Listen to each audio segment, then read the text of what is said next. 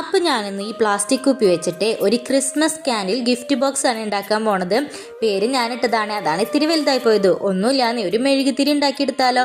അപ്പോൾ അതാദ്യം ആ കുപ്പിയുടെ മുകൾ വശം കട്ട് ചെയ്ത് കളഞ്ഞിട്ട് നമ്മൾ റെഡ് കളറിലുള്ള ഫോം ഷീറ്റ് വെച്ചിട്ട് അതിനെ ഒട്ടിച്ചെടുക്കാം. അപ്പോൾ സെൻറ്ററിൽ ഞാൻ കുറച്ച് ഭാഗം ഇങ്ങനെ ട്രാൻസ്പെറൻ്റ് ആയിട്ട് വിട്ടുണ്ട് കേട്ടോ. അതിൻ്റെ അടിയിൽ താഴെ ഭാഗത്തൊരു ബേസ് പോലെ സെറ്റ് ചെയ്യാൻ വേണ്ടി ഞാൻ ആ ഒരു ഷേപ്പിൽ കട്ട് ചെയ്തെടുത്ത് പിന്നെ അതിൻ്റെ മുകളിൽ ആ കുപ്പി ഒട്ടിച്ചു കൊടുക്കുക കേട്ടോ. അത് കഴിഞ്ഞിട്ട് പിന്നെ മെഴുകുതിരി ആകുമ്പോൾ ആ ഉരുകി ഒലിക്കുന്ന ഡിസൈൻ ഇല്ലാണ്ട് എന്ത് മെഴുകുതിരിയാ അല്ലേ. അപ്പം അതും വെട്ടിയെടുത്തിട്ട് നമ്മൾ ഒട്ടിച്ചു കൊടുക്കുമ്പോൾ ആ പേപ്പറുകൾ തമ്മിൽ ഒട്ടിക്കുക. അതൊരിക്കലും ആ കുപ്പിയും ഒട്ടരുത് കേട്ടോ.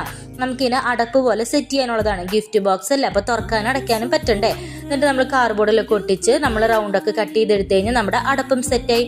പിന്നെ മെഴുകുതിരി അന്ന് തോന്നിക്കാൻ അതിനൊരു തിരുനാളൊക്കെ വേണമല്ലോ. അതിങ്ങനെ ഓറഞ്ച് മഞ്ഞ പേപ്പറൊക്കെ ഒട്ടിച്ച് നമ്മൾ തീ പോലെ ആക്കിയെടുത്ത് അതും ഒട്ടിച്ചു കൊടുക്കുക. പിന്നെ ക്രിസ്മസ് ആയതുകൊണ്ട് ക്രിസ്മസിൻ്റെതായ കുറച്ച് അലങ്കാര പണികൾ കൂടി വേണമല്ലോ.